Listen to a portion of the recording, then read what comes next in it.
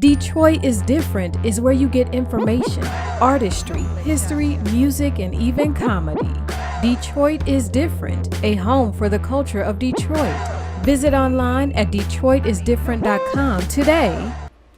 All right, back in full effect in the Detroit is Different podcast studios, and I am here to get to the end of August with somebody that is almost like a summertime person all the time. She's like full of zeal, full of life, dancing, creative, artistic. You never know where you will see Tene. Tene, Yes. how you feeling today? Fabulous. Fabulous. We've been meaning to Yes. do this for a while, bouncing around Long time. my schedule, but it's good to have you in effect in the Detroit is Different podcast studios. Thank You you. like the feel. Yes. Thank you for having me. Oh, it's my pleasure. It's my pleasure. We're going to start this off how we generally start off these Detroit is Different podcast interviews, and we're starting with your family in Detroit. How did your family come about to Detroit? Are you a first, second, third generation Detroiter? Who was the first person to touch down in the 313? My mother and father, John Henry Dismuke and Shirley Banks Dismuke. They came here, I think, in 1970. So you a first generation Detroiter then? Yes. Ain't that something? Okay, where did they come about from? Arkansas. We came Arkansas. from McNeil and Falcon. Okay, Arkansas. where at in Arkansas? It's way down in Arkansas.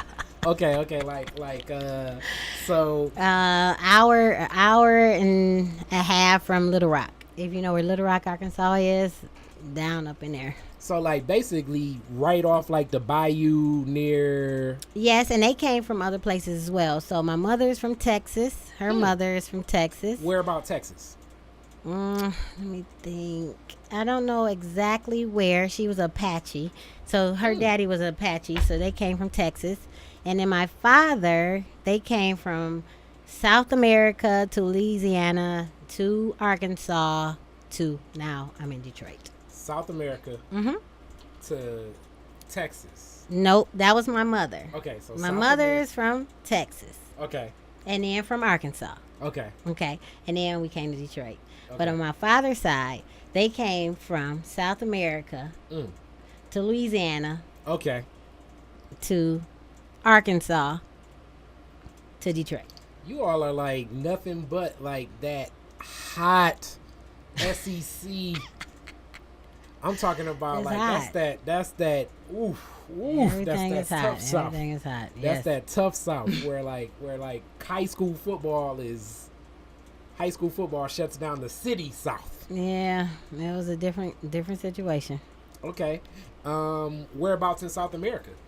That I'm still doing research because all of my ancestors on that side have made their transition. So I'm still working on that. Okay.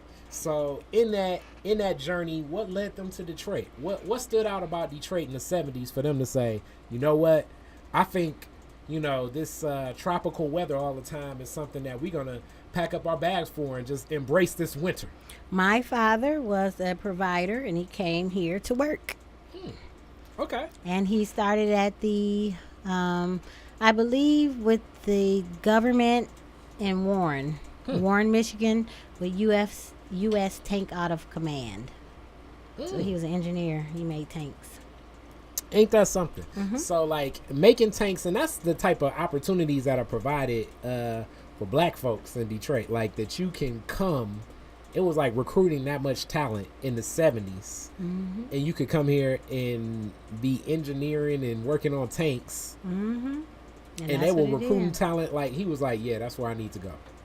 Yep, he was down south. They were in Pine Bluff, Arkansas at the time when they got married, and they were living there. And he found a job up here, and he came up here. He moved his family, him and my mother. Okay. And I didn't come till later. What was your mom's response when he was like, we moving to Detroit? Hey, my mother was going where her husband was going. That's old school love. That's old school. And she was like, we don't know nobody in Detroit. It don't matter. He could have been like, I got a go job with- in Alaska. I go with you, baby. So what type of what was your mom back, like Her growing up, what background? was she doing? What was the feel? Because that's a lot of trust in a man. So your dad must have either had game or Yeah, he had a lot. He had a lot of game. He had a lot of game. But mommy basically is an educator, and she basically came up here and she was a secretary, which we all know are the carrier of the secrets. And she worked for Ford, and then she went back and got her master's because she already had her bachelor's. She went and got her master's with secondary education. She started teaching, but she didn't like it, so she stopped, and she didn't work for a while. And then my father, was just taking care of everything, and then they found out that she was pregnant, and so she went back to work. And I think she went to Dearborn with Ford still as a secretary, and basically she worked her way up through management with the taking automotive command as well. Okay, and that transition, being here in Detroit, seeing that a household of both people working, doing some things in cities, making moves, moving and shaking, taking on middle class America, as you say. What was that like for you growing up, witnessing that, seeing mom and dad putting in the work, grinding the axe? Well, we were latchkey kids. It was me and my brother. Javon. We took care of each other. We had a lot of time alone. We did a lot of different things. Like we made movies and commercials. They worked all the time. So school, we went to parochial school our whole life up until 8th grade, where I went to Cass Tech. That was my first Detroit public school system experience. But I mean, it was easy. It was safe. We had a lot of fun. We had a lot of freedom because they worked a lot. And then outside of work, my father was a creative. So he was an artist, and he did a lot of things with, he welded, he was on the police reserve, he was in the Shriners, he was with the Freemason. He did a whole bunch of stuff. So our life was very interesting. If you say. Okay. All right. What neighborhood were you all in? Well, we were born on the east side on Conley and 7 Mile by where Persian is. Now, that's where I was born. At 4 years old, we moved to 8 Mile and Greenfield. And we've been there ever since. We still have the house. So you guys moved from basically sort of like deep eastish to deep westish. Do you remember some of the differences between the cultures of the neighborhoods even then? No. We kept the house on the east side, so that was a tenant. We had tenants. But I don't really remember the east side. I only remember where we moved on the west side and being shipped out. So we went to schools in Berkeley. We went to schools way on the east side. So everywhere was very far from our house. So all I remember is commuting, driving. Well, one of the people, and I interviewed the good Herman Davis in Northland Roller Rink, because when I think about 8... That's down the street. And I was going to say, that was down the street. So were you like a roller skating all the time? Yes, person? We went on Wednesday, but that was only when I got to high school. Okay. When you got to high school, you got the green light to roller skate. So did you, because proximity, did you become really good at it? Like, were you backwards and were you one of those people in the middle? Because it was like certain people was riding the wheels. But see, we had a basement that my father made sure that we learned all of the different type of art. So roller skating, we used to roller skate. He bought us roller skates, and we used to roller skate downstairs. Oh, that's what we call hood skating. Hood skating downstairs. That's what we call bust your knee skating. Yeah, that's where you got all your training. And so we could only go to Northland. We went to Northland after we got good. So okay, so you was already in the center, and then that kind of goes right into where you at now. So your dad had a passion for artistry. Dance is how I know you best. Any form of dance, I think it's an A. Hip hop. Modern, African, dancing is that's your thing. So when did that become your thing? Well, normally 4 years old is when I started dancing. I went to Tony School of Dance. Okay. It was like on Linwood or something. Okay. And I started ballet, tap, jazz.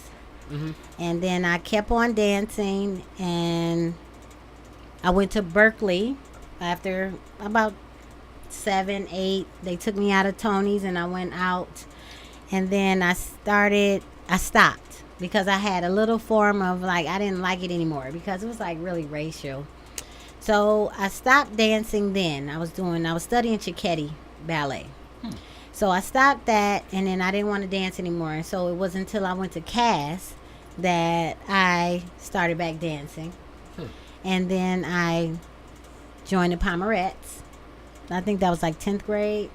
And then dancing took off again for me. So it was a couple different things that happened to me in my dancing journey. But I love dance. Okay. Now, as an expression, and I interviewed another dancer not too long ago, and my cousin Maiwa, and she was just talking about what dancing meant to her. When you were younger and you stopped, like your introduction to it, that tap ballet, and we've seen it, like the children's recitals. What was it for you then? And I'm going to ask this question kind of through the lens of how she looked at it. And she said through dance, it was a form of expression and what she learned most and what she was most passionate about. And she felt she could say things through dance that she never could say in words. I agree. It was really an escape, I'll say. It was like fun. There was something you did on Saturday. The whole Saturday you went to dance class. And it became part of my story. That's what I did. I went to dance class. You get up, you get your stuff together, you go to dance class. The reason I stopped is because I had a lot of, now looking back, I had a lot of energy that wanted to stop me from dancing, but it wasn't comfortable. I didn't like it. So the enjoyable experience I was getting out of it, I didn't get it now because I was getting criticized all the time. All you can do is kick, and you can't do this, and you can't do this. And I was like this, wait a minute. What dance teacher tells you what you can't do? You're supposed to be making me the best. So that was like it was like a hiccup. And looking back on a dance as a dancer, it was only preparing me for what I had to endure moving forward. Now, when you stopped dancing for that stint of time and you put so much into it, was it one of those things where your mom and dad were like, okay, whatever you say, we with? Or was it one of those things that they were like, okay, we're going to still kind of try to encourage her to get back into it? Well, because I've always been, I was able to talk my way out of it just because I told him that I did not like it. And then once I talked to my father was a very analytical and logical person that I have always been able to talk to.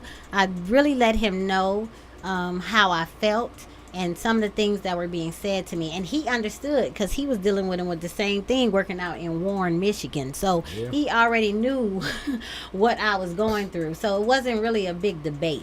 You know what I'm saying? He was doing it because he felt he had to provide for his family. But he was understanding when I told him I didn't want to do it because the lady was mean and she was saying all these mean things, and I told him the things that she was saying. He was like, okay. And he said, I don't have to pay my money for you to endure that type of punishment. And so I stopped. And I didn't take it back up until, like I said, I went back to Cass. When I went to Cass, then, it was a renewal of such. Yeah. So he was very understanding. Okay. With that. Okay. And in Cass, starting back. First, let's just get into the Cass Tech journey. Cass Tech, 92. What was that like? What was Cass for you when you got there? How did you feel the culture? It was a whole new world. I had Explain never it. Explain it. Okay, so from I'm gonna say kindergarten to 8th grade, I had been in a parochial setting. So we had went to all Catholic and Lutheran schools.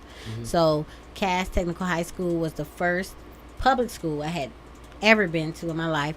And this was the first time that I had seen people that looked like me teaching, administrating as my students. So it was like, it was a total culture shock. We had always, me and my brother, been basically the only chocolate people. So we had a certain amount of, I don't know what you call it. We had to, protect each other. So this was the first place that I felt like, oh, everybody's the same. It's like a homogeneous situation. So that was the first time I had ever seen that, and I was 14 years old. And that also was the same year that my father passed. So impacts on studies, something impactful like that can impact studies. It can impact emotional state. I don't even remember my whole 9th grade year. Wow. I remember nothing about. I remember starting. I remember him calling me one day on the phone saying, I'm proud of you. Keep up the good work. Remember everything I taught you. Then he passed. And I do not remember anything until like the middle of the 10th grade year. So just on you, I know even to this day it has to be something that you carry. But your family and your mom and your brother, how did that change your role engaging with the rest of your family, losing your father at such a young age? Well, at first it was like a fog. You don't really remember anything until you obviously come out of it and wake up. Grief is taken different by different people. But I stood firm in making sure that my brother and I kept going. I think my mother had still does have a certain amount of grief from that situation. But we kept on, what I'm saying? Everything was paid for. I never had any kind of, nothing got shut off, nothing stopped. The house, everything that we had, all of our things that he had acquired, everything kind of like went as he deemed fit. What I'm saying? It still was like he had a hand in the spirit world. So that is one thing that I can say, that my father was a fabulous and excellent provider and protector, because I'm still living off of my father to this day. I'm 44 years old, and I'm the age that he passed today. And the things that he set up kind of propelled me into what it is that I'm doing today. I would not be able to be an entrepreneur and an artist and do what I like to do and what I feel is freedom if he didn't lay the foundation and the groundwork like he did. And I think that he worked himself to death. And I'm here today to continue, make sure that I uplift and keep his memory alive. So you talk about keeping the memory alive. I'm asking these questions as my mom passed last year, and the dynamics, I think, of a person passing along with the grief is the role they play in the lives of so many other people becomes revealed. So even the rest of his family, as I know you're like looking to piece together, and then even possibly your family. That's why I ask those questions, because I often think in living through and the legacies and that work, sometimes it's not even just the money or property or something. It could just be the relationships that and the energy and the things that were passed down. So I remember all the talks we had. I remember the little things he said to me, like some of the nuances, things that he said all the time. That's really what got me through a lot of my young adulthood, dealing with males. I never could date, and I know why. He taught me a lot about the male psyche, if you will, and he would just talk to me. He would tell me things, and I was like, why is he telling me this? This is crazy. But now, as an adult, I see why he told me those things. And I tell my daughter the same exact things that he told me. The same things. Like, they are not even, I don't even edit them. Like Yeah. what we were talking about earlier. Yeah. I tell them the exact same things. Yeah. Because it helped keep me on a path. And even though they were coming from his perspective, whatever he went through in his life, whatever he saw, whatever he, grew through, I was his offspring and he wanted the best for me. So the same things that he tell me, I tell my children. And hopefully that will help propel them and keep them focused on who they are and their soul development. And I think that was a main thing. He did not want me to be caught up in the, I guess, the worldly view of what a woman and a black woman can get caught up in. Okay, so past Cass. I went What to Michigan was State your journey? University. So you stayed green Party and white. City. Yeah. Stayed green and white. Yep. So- Green is a good color. Okay, green is the color of nature. And it's the heart Light. chakra. It's the heart chakra. Green is The heart healing. It's healing.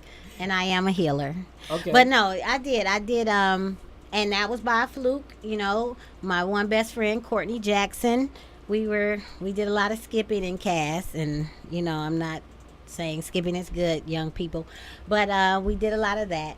And one day we were skipping, and they had a open, what's that called, an open house, or the recruiters were there, and we was like, oh, let's go and see if we can get in Michigan State. Uh-huh. And that's how I got in Michigan State. Ain't that something? Yep. So, East Lansing. And East Lansing Lansing is a culture of its own, too. And it went right back to my Berkeley, and it went right back to where I was from. It took me right back to my K through 8 days. So it immediately took me right reminded back. you. What was that like in that campus? And then, I mean, it doesn't seem like that long ago to me and you Well, at all. 90. But No, it the was- 90s. That was 90. 90s East Lansing, and that we're talking about like Bill Clinton era, early Bill Clinton era. 92. I was there from 92 to 97. So that's a different. That was like a different. It was Era. a lot of It was a little some different things happening. What did that feel like? How did you drink it in? What did you enjoy? What was that? Well, I enjoy Michigan State. Michigan State has its, like everything, has its pros and its cons. But I was taken right back to that same situation with the dance. When I stopped dancing at the age of 12, I had the same, almost exact experience at Michigan State. Now, being older now, what was your approach dealing with that? Well, my approach was a little bit more academic. I've learned how to be, a little political. I've learned how to make office appointments and go in and talk to the professor and sit down with my notes. So I have a similar situation. I attempted to try out for the Michigan State Repertory Dance Theater. And so I had been dancing the whole time. So this was maybe my third or fourth year at Michigan State. So I had been dancing the whole time. And so this one time I said, and I was getting my dance minor. So I was already in class with all of these people that I'm going to be supposedly dancing with in the theater. So I go and I audition and I don't make it. And so that didn't sit well with me. I said, let me go and make a office appointment to see why I didn't make it. So I contacted the director. I had made an appointment. I went in there and I said, I'm not understanding why I didn't make the Michigan Dance Repertory Theater, And she was like, oh, well, I think you need to work on your technique. And I said, okay. I thought that's what I was working on. I've been here 3 years under your tutelage. So what's going on with the technique? I think you need to study this summer. So I said, where do you suggest I go study? She was like, I think you should go to Alvin Ailey. And I was like, and I thought in my mind, how would I get in Alvin Ailey if I can't get into your Michigan Dance Theater repertoire? But I went and I did the research. I found out Alvin Ailey was coming in March. I went to the audition. I got into the school and I went to study. So I guess at you could Alvin get in Alvin Ailey. But I can't couldn't get into in your Michigan Michigan State's State repertoire. dance repertoire. So It was the same thing. Who'da knew? So then I went to Alvin Ailey. I studied at Alvin Ailey American Dance Center in 1996. Okay, and did you even go back to Michigan State and like? Yeah, I went to back to Michigan State, and I went back and made another appointment and talked to her. Like, I am not understanding. And she still was like, "Oh well, Tene, you're a very good dance," but you know, all that at that time was just like this. Now, this whole, as we definitely know, like it's layers of race, culture, status, class, understanding, definitely class, misunderstandings, but really it all is under prejudice and prejudging and just having misunderstandings of what this interpretation could be. And it's all good. Now, going through this at such a young age, and having seen this already, like from like middle school era, and seeing this again, but this time maneuvering it differently. That's a power move. Like, you were still so young to even deal with that. I was 20. I think I was about to turn 21. That's like that's a strong power play. And what I did is, when I went back, I started my own dance company. And I started my own, I took over my friend's theater company. She was graduating. I took over her theater company. And I had my own television show, basically. And I just empowered myself to create my own situation. Like, so from there, a lot of those steps encourage of, let's do it. Empowerment. Where we're going to learn as we go. Yeah, I don't need to ask you to be in your stuff. I'll just make my own. That's definitely been one of the attitudes I've had. Now, with that attitude, especially being so young and so determined with something like that, what impact did that have on your friends, and how are they looking at you making these moves? Well, a lot of my friends were already around, and they were, we were, my friends, even to this day, help my business. So even everybody that basically I roll with today are in my business capacity some way. Okay. So even in college, not knowing it, my roommates were my dancers. My roommates were my co-hosts. They helped me produce the show. They helped me do all the interviews. Like, we had so many interviews. We went to the Source Awards. We went to the All-Star Games. We went to, Freaknik. We went everywhere. And it was my friends. We did all these interviews with Wu-Tang and Gerald Levert, like, literally. So it was my friends that, helped me with my business. And it wasn't a business at that time. It was just a hobby. But you were still conducting business. Yes, but in a hobby capacity. In a hobby capacity. Because I was not getting paid. Now, in the world of doing this and that commitment and that time and scheduling and working with your friends and that leadership, and then that's different dynamics too when you work with your friends. Because some friends, it's like, they're your friends and they can't, their productivity and their commitment, it may not be of the ilk of you. So doing that and then transitioning over to business, you learn some valuable skills. Yes, I didn't learn the business aspect of it until I moved to New York. So literally at Michigan State, it was all fun. It was all just a hobby.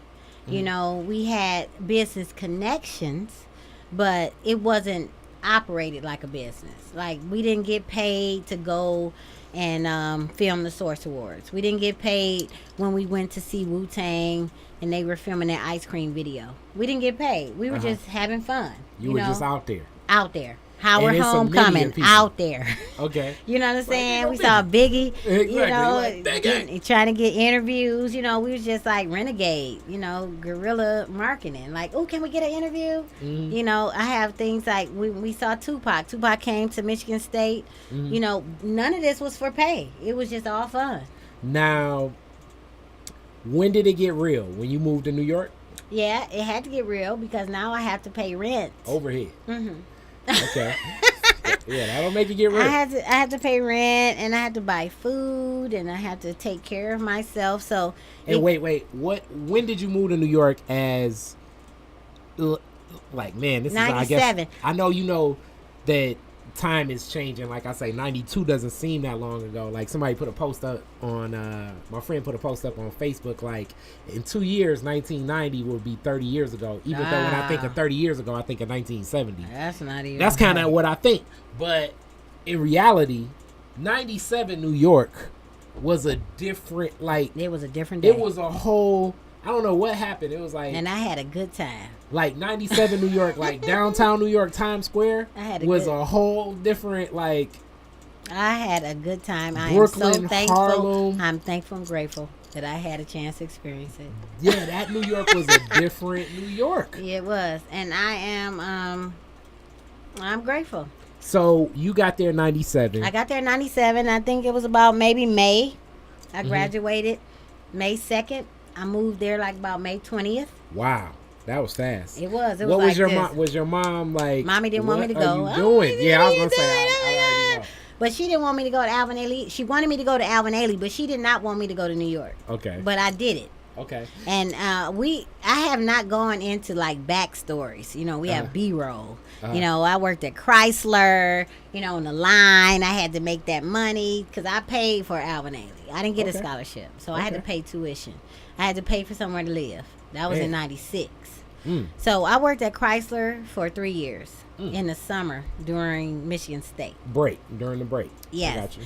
And I worked, I made money. I always had to quit because I am not a Chrysler situation. Like we always had some issues, but it did work. You know, I made money, I stacked it, I saved it, and I was able to do something with that money. Okay. And all those times it took me to New York. Okay. So 97 I moved. You know, I had a couple friends that I had met there. I got a temporary job. At that time it was $15 an hour. Worked 40 hours a week. I was able to pay for an apartment, which was in Jamaica, Queens, in the basement of a lady's house, a little nice renovated house. Okay. I stayed there for about a year. And I basically you did a move to New York and didn't even have to have roommates. No, I didn't have a roommate, and I got my own, and I got all of this on the day I moved there. I moved there this is like with divine intervention with a garment bag, and I went and stayed with one of my friend's fathers. He lived in Queens. I went to an interview. I got the job, which was at the temporary agency, and I had a friend. It is divine intervention. Oh, it's apartment such and such an opening, $750. Can you afford that? I was like, yep. She gave me the I got the apartment, I got the job, all in the same day that I went to New York. Now, the temp agencies. I've had some temp jobs. Like, you know how some people have side. Like, some people be like, yo, this is my side hustle. I always looked at work as, like, this is, like, my side job. Like, I've been such an entrepreneur most of my life. I never, like, Kari the employee is, ugh. But I've had some temp jobs in it. Boy, temp work is... Well, that temp like, job... Was it, like, a consistent temp work? That temp job was only supposed to be 2 weeks. And they kept me on for 2 months. Ain't that something? Okay. They like me. Okay. Oh, today you want to come back? I was like, sure do. And what were you doing? Because I've had some bad temp experiences. It was data entry for an insurance company, medical insurance. So all I did was input all the information in the computer for 2 months. Okay. That was supposed to be 2 weeks. So data entry. That's what you were rocking with. Yep. And then after that, did you just keep rolling with the temp world? Like, hey, what else you got for me? No, I knew that was temporary because it was only supposed to be 2 weeks. So I had already ran into, like, my one good friend that we were already at Michigan State. We had a collective when we were doing our video shows. Okay. I ran into him literally walking down the street to my apartment. He was walking to his house like this. Divine intervention. We started hanging out again because that was already my home skillet from Michigan State. He pulled me into visual marketing, which I got my major from at Michigan State, which is telecommunications. So he pulled me into his world. I met all his friends, and then I started doing not telemarketing, but video marketing. Basically, where I would get your video played on all of the stations all over. And I did that for 3 years. Okay. So video, like music video? Music videos.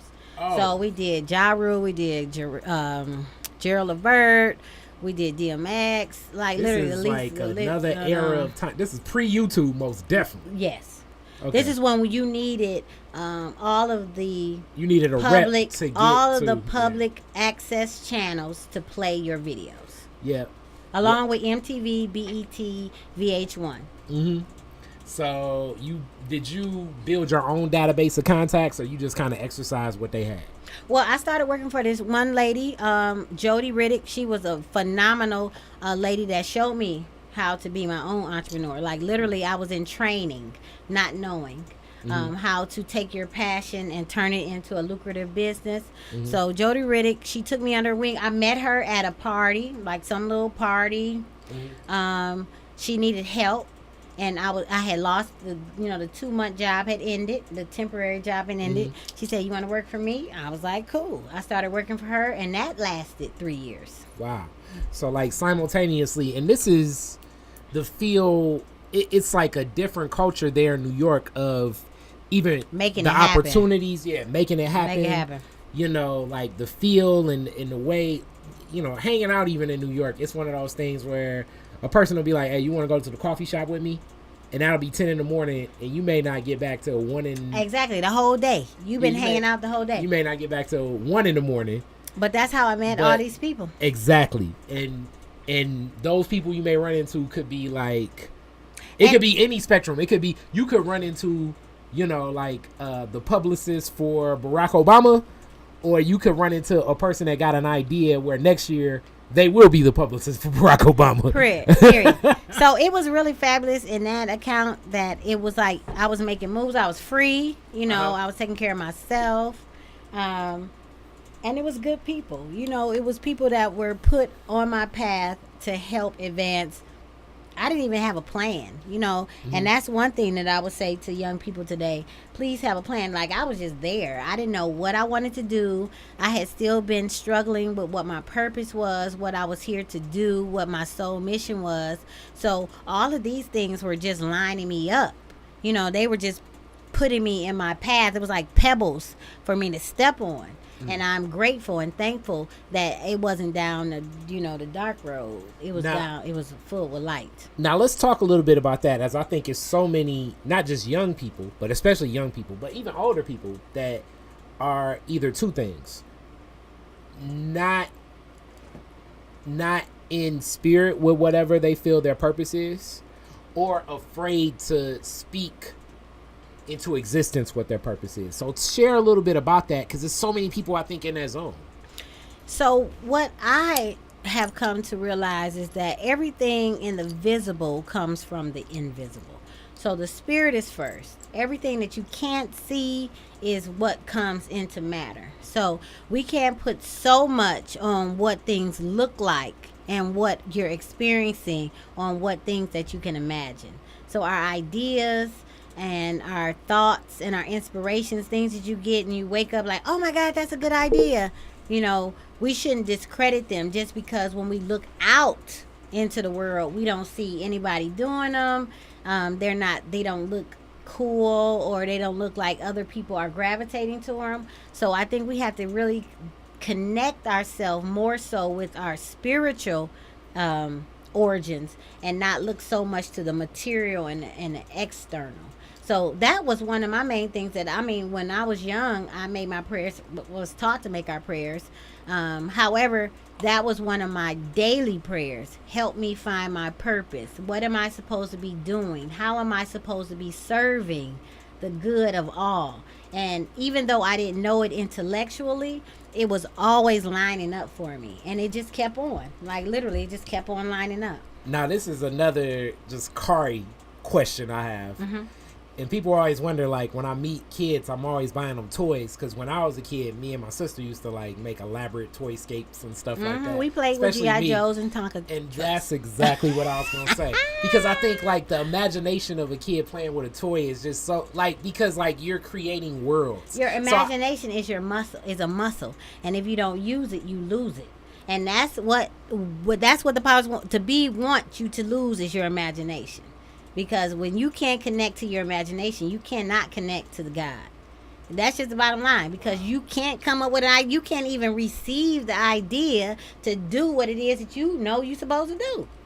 You're a zombie. So a zombie apocalypse is what we're dealing with right now. You deal with what's in front of you. You react to your environment. Somebody comes and say something to you, you react. It looks like this, you react. Instead of taking something that's inside of you, that's invisible, but you can see, and respond to it and make it happen. So I think that's if we want to talk about propaganda, that's really what is happening. You know what I'm saying? They want to dull that down. They want that to die. And I was just... That's your superpower. You got so deep with it. I was just going to say, when you were a kid, I'm guessing you probably... G.I. Joe, baby. G.I. Joe, we was everything. And they all have names and we stuff had like all that. of my daddy used to buy us all of those Hot Wheels where you make the track.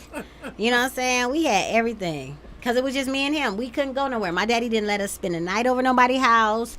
We couldn't have friends over. We couldn't go over nobody's house. Like, literally. He was like, nope. I don't know them. I don't trust them. Yeah. So it was a imaginative... Because, my sister... I don't know them. Because my sister definitely would like the Cabbage Patches and stuff. Yeah, he did. He was really... questioning the whole Cabbage Patch thing, but he bought it because I wanted one, but he really did not want to. So, but the world of like that imagination and creativity, it's like you create a world for that said G.I. Joe. Period. You know, you make up the character, you make up the influences that they're in, you make up the environment. What's the problem? There's always a problem, and if there's always a problem, there's always a solution. And that's one thing that I've always taught my children is to solve your problem. Because if there's a problem, the solution lies within the problem. And that's how I've been able to do anything that I've been able to do is the solution to it. Now, in that journey, another thing about New York, like it's a couple places that are like this. I think New York is like that. Some of the people I know that moved to Hawaii is like this, meaning like New York's one of those cities where you can look up in 10 years or snap past you. It was and 5 years. Damn, I didn't even go back to Detroit. How often were you coming back to Detroit while you were in New York? Well, at first I did not come back at all. And then I had Maya, my firstborn. She's 19 now. And so when she was born, I came back a little bit more often just because she was a baby. And then everything was changing. So I was not able to be in that, the music industry with a baby. You know what I'm saying? Now I'm a mother, the nighttime, it was just the whole lifestyle was just not working out. So I started coming back and forth more once I had a child. Okay. And then even before we get into that transition, it's some Detroiters there in New York. Yep. Did you connect with them well? What was that feel? Well, like I said, Adele is the friend that I ran into. He's not from Detroit. He's from Flint. No, Muskegon, excuse me. He's from Muskegon, but we had went to Michigan State together. I did run into some people from Detroit, but mostly they came in to visit. They came in and out. And that's what I was going to say. Most people that I met were from Trinidad, from China, they were from all these other places, and they were living in New York. You know what I'm saying? They were like people outside of New York, but they were there as well. I still have friends now that are, they were imports in New York. And some people live there. A lot of people were from Jersey. Some people were from, the different boroughs, but it was a really sweet experience. Now, coming back, what year did you get back to the D? Okay, so Detroit brought me back to Detroit. I had my yacht in 1999, so I think I came back in 2000. Okay. And that was a different D. Yeah, but I didn't go. Detroit. I didn't come back to Detroit. I went to Lansing. Okay. I got offered a job at Sankofa Shule. It's an African centered school, and I went to teach language arts.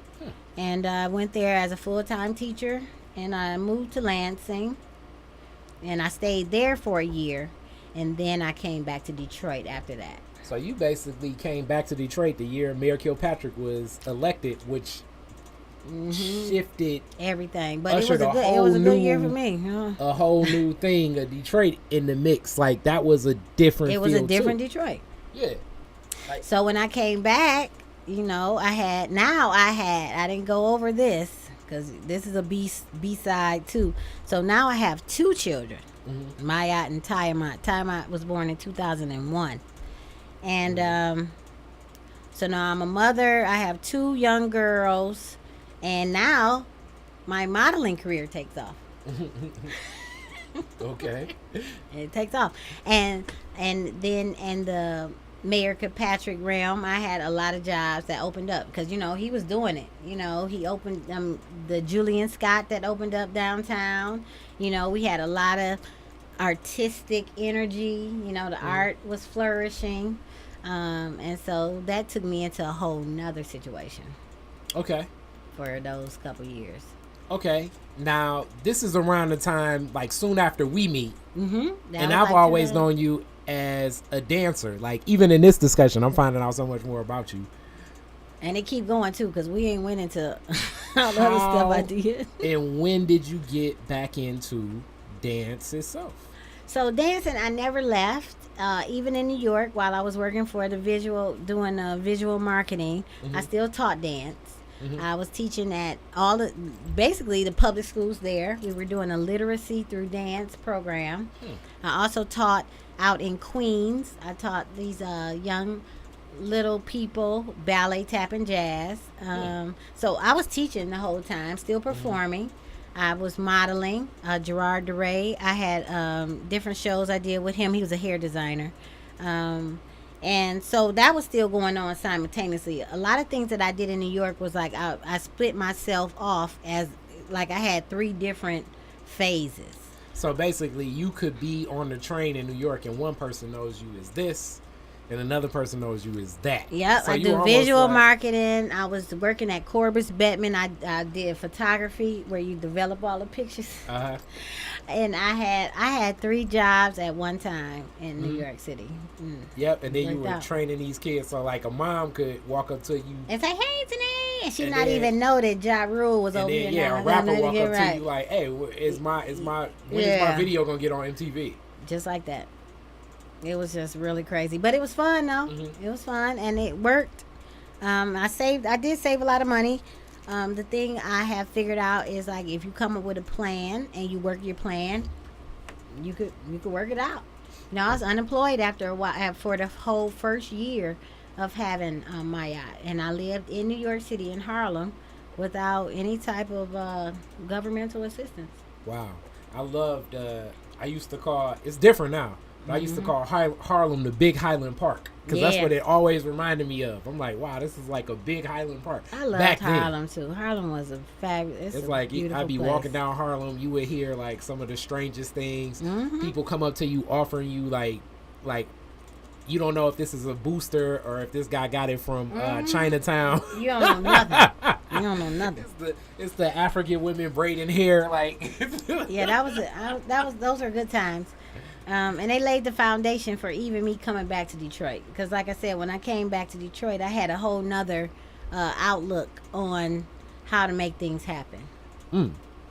Now, with that transition, as my sister moved to New York and came back, and also my cousin, and now they're both in LA. And like what I told both of them is like the pace is so much slower here that you almost have to like adjust. Because it's almost like in New York, everything feels like it's like moving. You got 10 million miles an hour. It's 10 minutes whereas in Detroit, it's like it's not even a million now. Yeah.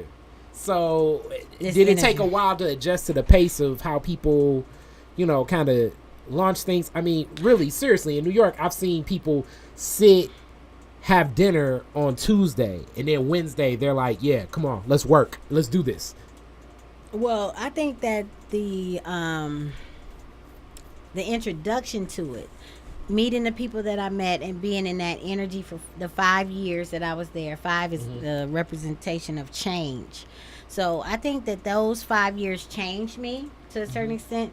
And so when I came back, like I said, I was in a reproduction mode.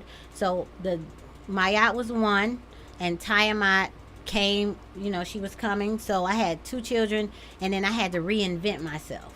So I was, at home. At that time, I still had creative energy. So I was sewing all the time. I was vending, I was doing this. I was making this. I was on the phone, making connections. And the things that I saw from New York and the people that I met and the ideas and the possibilities that I had learned about basically helped mold me into coming up with, okay, this is what I want to do. I do this, this, and this. How can I turn my hobbies into a business? How can I make my love work for me? And that's basically what it was. So me at home, taking care of children, teaching ABCs, 1, 2, 3s, what's our name, walking, potty training. It was basically I was also training myself. Now, in that training, and like growing in all of this, what did you come to? I came to the House of Bastet. I mean, literally, I thought about the House of Bastet all the time. It wasn't the House of Bastet at that time, but it was just like, okay, how can I make a place where women can come to, girls can come to, and feel fabulous, feel free, let go of some of the things that they've learned that's not the truth, heal, grow, empower themselves. And it didn't come right away. It came in waves. You know what I'm saying? I would just write stuff down. And I just started writing stuff down. I had got a job at the Detroit Recreation Department where I started planning the field trips for all the young people. And so after that, I get in, I can talk. And so I got a dance class. I started doing dance classes at the Butzel Family Center. Talking a little bit more a year later. You mean over here on Linden? No, the one over there on Kercheval. The one, on the east side. Mm-hmm. Okay. I moved on the east side, so I lived in East Village. Right now, yeah, I was going to say, yeah. So when I moved back from Detroit, I moved east. Okay. And so I started teaching dance over at Butzel Family Center. And then I got a job to be the site administrator at Butzel, the elementary school. And so, I'm talking red, black, and green. We bringing people in, talking about Kwanzaa, educating people on, food without pork, how we can eat. We need to exercise. We need to breathe and, meditate. And we need to do all this, natural hair. We had all that going on for the young people. And it's a lot of, as you're talking about just that neighborhood, just because of the inner city sub center, Timbuktu, Al-Kebalan, it's a storied history of a lot of the African-centered on the east side, and as they would say, the Pan-African belief system is right there. Is right there on the east side, like in that neighborhood. Like I would say, like that Kettering.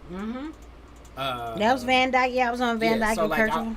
Definitely that Kettering, Finney, kind of oozing a little bit to that Osborne community is like the heart of a lot of the, like when people say, "Hey, have you met this one brother?" Chances are you gonna be in that neighborhood when they say that. So I did that, and then I did the summer camp. Got laid off, and then I went to Charles H. Wright, and then I got hired as a museum educator.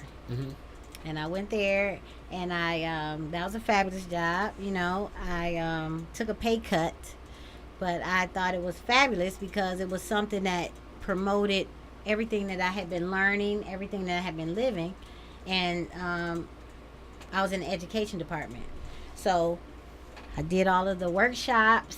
We came up with the workshop offerings. I did the tours. And with that, within that year, because I only stayed there a year as well, within that year, I developed the mission and the vision for House of Bastet.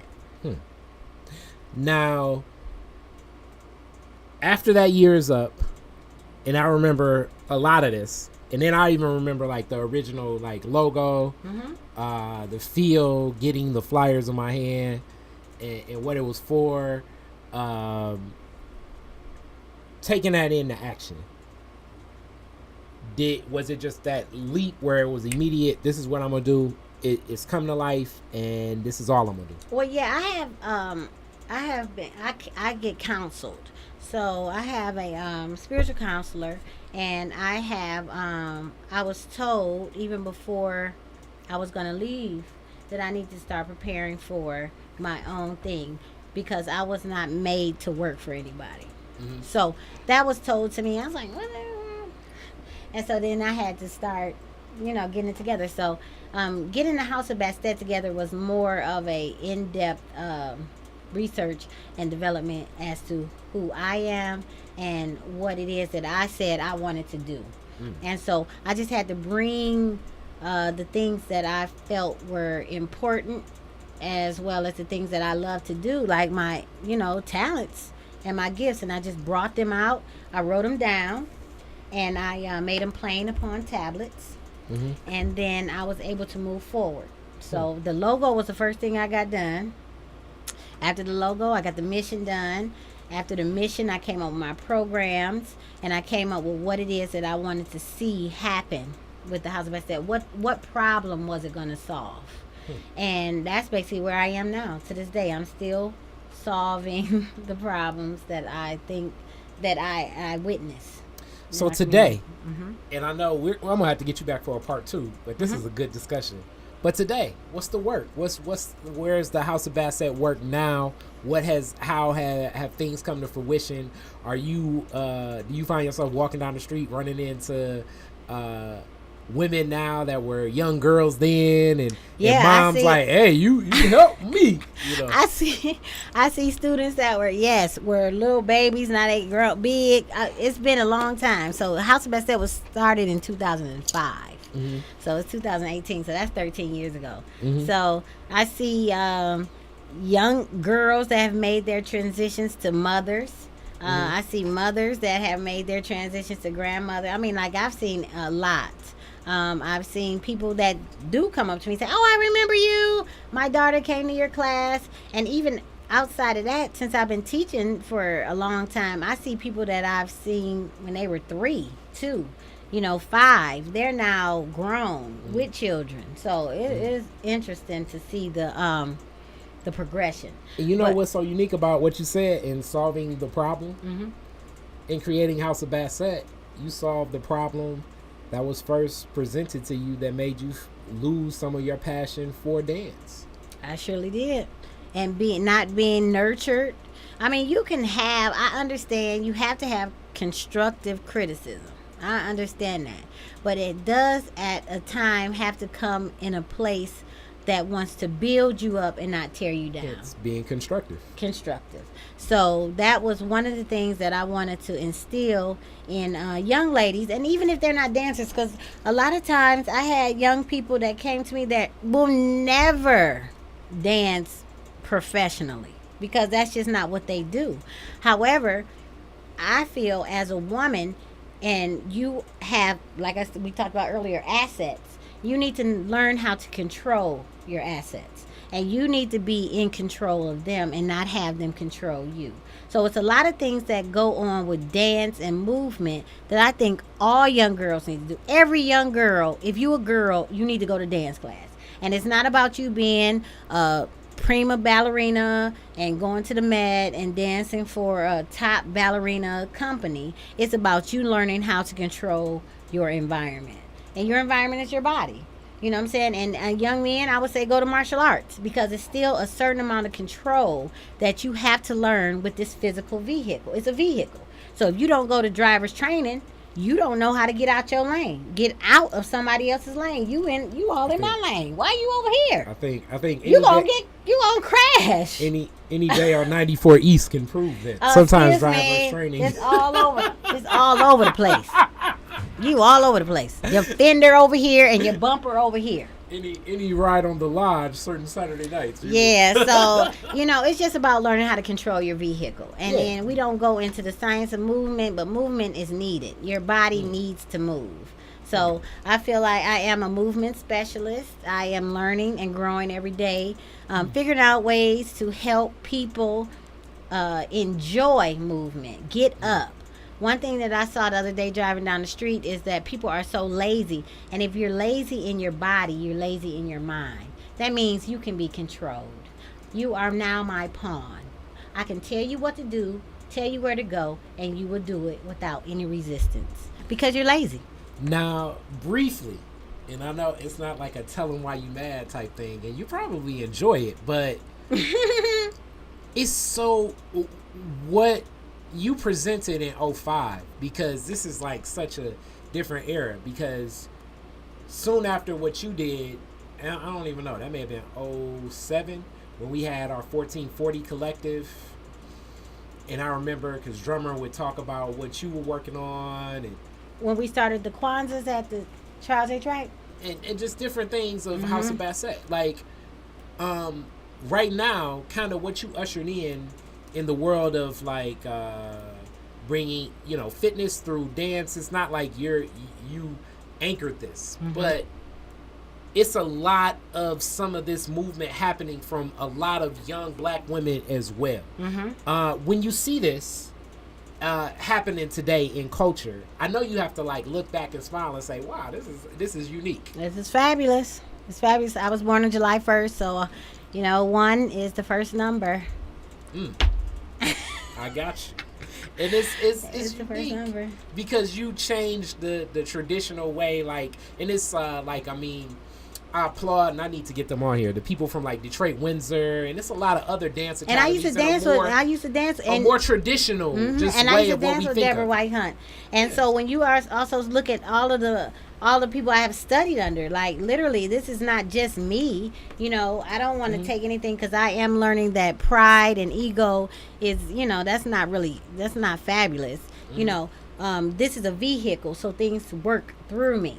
And I have studied under great dancers and choreographers and culture creators, and it's not just me. It's like continue you get an idea, you're inspired, and then what do you do with it? Because everybody has their own special niche that they can imagination. do. You know what I'm saying? You got your own. We all have our own DNA and our own fingerprints. So how do you use the same truth? And what is it that you have to say? What problem do you see that you can solve? And my main problem was using dance and movement to empower us. And empower us more so in energy, because when you go, you start studying, everything is energy. A lot of times we want to try to adhere to the physical so much, and that's like our prison. You know what I'm saying? But if you start thinking about you as energy, you're able to open up and free your mind. I think like most of the problems that we have, that we even discussed earlier, is dealing with these paradigms and these belief systems that keep us in these certain boxes. And until you get out of those, you're going to be stuck there. There's nothing else you can do about that. Now, the unique, what you're speaking of is very, as labeled through conventional Western philosophy, metaphysical. And it's definitely deeper, I think, in African philosophy. I speak from what I have access to and what I'm more learning on. And I agree, like, energetically, in our spirits, and like even when you talked about like we say what we want, but like stop reacting. As like I really like chess, and I also like boxing, but it's like we're not counterpunching. And sometimes people are so caught up in responding that they can't they don't even, have they a not presence making no of plays. mind. They not making no plays. They have no strategy. They not saying, I'm going here. This is where I'm going. Now, it doesn't matter if you coming this way. I'm going this way. So that means you got to get out of my way. Because I have a point of attention. And they say energy follows where you give your attention to. And we're not giving our attention to our true origins. I think we're getting misconstrued. We're getting sidetracked as to what the real deal is, and that is our soul development. And that's just the bottom line. We are all here to develop ourselves and our souls. Not your pocketbook. Yes, it sounds fabulous, but the more and more I research, the love of riches, selling your soul, doing anything you can for something that doesn't even matter. That doesn't sound smart to me. But it's even that doesn't even sound smart. Any form of this is definitely another 2 point part to philosophy type thing. But We can philosophize. material, like the wealth of a material good generally is even quantified by those that placed it on them. But to supersede it, it's sort of like, when they, this is the deep philosophy of things. Like I used to always give this example. If if another blackout happens right now, right? Like, so we have no idea if the power will come back on or if it won't come back on. And I had this bottle of water, and you got $100. Would I sell this water for $100? When obviously I can quantify this value of water as water is a lifeblood in life. Mm-hmm. That $100 has a perceived value, and really its value is in what we believe it can bring in the exchange. Mm-hmm. But even with what I can exchange that $100 for, will it give me something like lifeblood of life? But that's a deep. And once that water is gone, can you eat or drink that $100? Yeah. So that water is gone. Yeah. You got $5 billion. Yeah. But you don't have no water, you don't have no food, and you don't have no air. Mm-hmm. So that $1 billion is gonna be your salvation. But that's the thought process of, like, to me, like any material good, the quantified, kind of like I don't know if you've met, we all have those types of people sometimes. People that collect different things. I collect old magazines. Mm-hmm. Like some old magazine, I'm just into it. But I can't really place a quantifiable value on it. And the last time I bought an old magazine was actually from Nandi's Knowledge Cafe in Highland Park right now off is that still Oakman, or does that transition over? I'm gonna say it's Oakman. So it is Oakman. So but I know it transfers to Manchester and Highland Park sometimes, but it's Oakman. But it was an old Essence magazine talking about relationships, but they did a long article with Frances Cress Welsing, and it's from 1977. And just to get Dr. Frances Cress Welsing's perspective in 77 as edited by the person that writes for Essence, to me it was like, that was valuable. I think I bought it. That was valuable. Yeah. That's research. Yeah, I'm like, this is interesting. That's research. It's interesting to me. Because I buy books. I do buy books. Yeah. So I have a library. But that's one of those things that I have value for. But like a collector, it's like material goods kind of really, oftentimes I think when people are buying a material good, they're generally, if the intentionality is kind of like driving to it. Like if you're the intentionality of most men buying a Porsche is to get a response from other men and women to be like, damn, you got a Porsche. But it's some car collectors where it's like, no, that man, is I like that car. I really like the design of this car. That car. I really like the way that it was made. Want that car. And it's like, damn, dude, you are really into cars. But they have a different and value. Exactly. So that's that. And that's where you get value and worth from. Yeah. And that's all I'm saying. We need to put a little bit more value and a little bit more worth towards our spiritual development. Yeah. And that's where I am. And I'm with that. We're having fun. I'm not denouncing anything, that we use. Because, like I said, they're vehicles. It's not saying that, this water bottle's bad. This body is bad. This phone is bad. No, I use it. But I am not to be misused and abused by it. Or defined by. Period. My phone. Yeah. Because the iPhone 11 should not. We don't even want to go. We don't want to. Exactly, because I don't have it. Yes. Because I have a 4. Yeah. I have a 4 and it still works. I can still call you. Yeah. That's the functionality you ain't gonna try to that make I me. see the value. You're not gonna try to make me feel less than because I don't have the new iPhone. Yeah.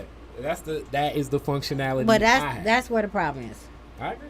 Now, that moves us and ushers us into our classic Detroit is Different questions. But before we get there, how do people get in contact with you? houseofbastet.com. You can email me through the website. Okay. Everything's been the same since 2005. And we're going to definitely have to get you back in the mix on. We may have to do more with you with Detroit. Yeah, we could do a lot of different things, So, classic Detroit is Different questions. In the car question, as we in the Motor City. Mm-hmm. What was your very first car? What year, make, and model, and what year did you get it? My very first car was a Toyota Corolla, and I do not know. Remember the year? That was. I was in 11th grade, so that was 1991, but it was an older car. I don't remember. But you don't remember the year? No. Where was the first place you went when you got it? I don't remember. You don't even remember the experience. No, I just got the car and I was so excited. How long did it last? It lasted maybe 6 months. Oh, so I had a head gasket situation. So No your first oil, car, no oil in the car. was that a kid no oil because you didn't keep I up didn't know with it? nothing. Yeah, okay. You okay. get something you don't know nothing. You don't do no research. You mess your stuff up. But if you have enough car problems, like Oh, that's one and I thing have. you will learn. You will learn all types of stuff. You will be driving down the street like, oh, I gotta get my trends are slipping. flat out. That sound like the ball joint. That's a tire rod. Especially driving in That Detroit. sound like an oxygen sensor. You become your own ghetto mechanic. Yeah, so I got that. Yeah, Toyota Corolla. I paid $600 for that car. Who did you buy it from? My auntie, Oh, Fanny man. Owens. And when she sometimes when you buy cars from family and stuff, they like give you like the long speech because you're a kid. Mm-hmm. Well, she was real instrumental in my development into a woman. You know what I'm saying? Like, here, do this. You figure it out. Okay. Mm-hmm. Okay. And where when you got a ride, were you like the person with the ride in your crew? So like, did everybody hang with you? I was the person with the ride in my crew. I've always had a car. So they oh man. After that car, I got another car that was a lemon. That was a Ford. It was what's that little hatchback car? Escort. Okay. And I hated that car from the moment I saw it. And my mother bought it, and it was bad from the beginning. And we had to go to small claims court and everything to get our money back. It was a lemon. He tried to, women don't know cars, so he sold us a mess. And I got stuck on the Lodge Freeway. Oh man. And the state police tried to arrest me for loitering. Wow. Mm-hmm. Yeah. Mm-hmm. Damn. Yeah. I got Damn. stories. Because I wouldn't get in the car with them. I said, I don't know you. I don't trust you. I'm not getting in the car with you. Yeah. People go missing every day. He was like, no, ma'am, you need to come. I said, no. You give me a ticket. Do what you got to do. I said, I'm not getting in the car with you. Yeah, I feel you. I'm not getting in the car Really? with you. And Yeah. so that was drama. But, okay, that was another one. Yeah, you don't know how fast cars go on the freeway until you stuck looking at them go by you. And you have on the Lodge Freeway coming around the Wyoming curve, you got a traffic jam because your car stopped in the left lane. Oh man, you was You in that the person. fast lane. You was that person. I It was the her. Northland days. I was her. People was really. And trying I was get going to home. work Mm. at Northland, Miss Sibley's. Ah, you worked in Northland. Miss Sibley's. I need to do a Detroit is different documentary on the Black Northland experience. Yeah, that was a beautiful. I'll come and interview for you. That was a beautiful experience. So, Next question. next question. You are the DJ at the end of the Detroit fireworks. You get to play 3 songs. Mm-hmm. You're at Woodward and Jefferson. What 3 songs are you playing? Last night, a DJ saved my life. Nas, Heaven is a Mile Away, Okay. and Blow the Whistle. Okay. Too short. Okay. You gonna really turn up. At the People end. gonna feel At like the they end. had a cabaret. They gonna feel like they had a cabaret. It's like the cabaret DJ got here. Like, where is my setup? Yeah. I'll play the clean version though. Where is my setup? Blow the Whistle, the clean version. Where is my setup? The Yeah. West Club has Yeah. come alive. 3 songs. And if you could rename Detroit, well, not Detroit. If you could rename Woodward after one Detroiter, who would it be and why? Detroiter? Yep. Was Mayor Young from Detroit? He's not from, but most people pick Merrill Young. He's from Alabama, but when I say Detroiter, it doesn't mean you gotta be born here. I would do Coleman Young. He's the most. He gets the most votes. When I was born, that's all I heard in my household. I mean, literally. So your dad must have been. I heard and mom Coleman was Young. a staunch supporter of Merrill I Young. heard Coleman Young. So that's who I'm gonna name Woodward. Like a lot of folks. Yeah, he was cool though. I like his whole little situation. Yeah. I wish I could find his glasses frames. Mhm. I would definitely do that. Yeah. Like I would that. name Woodward Coleman A. Young. There we go. Thank you so much. Thank you so you. much. All right. Peace. Peace.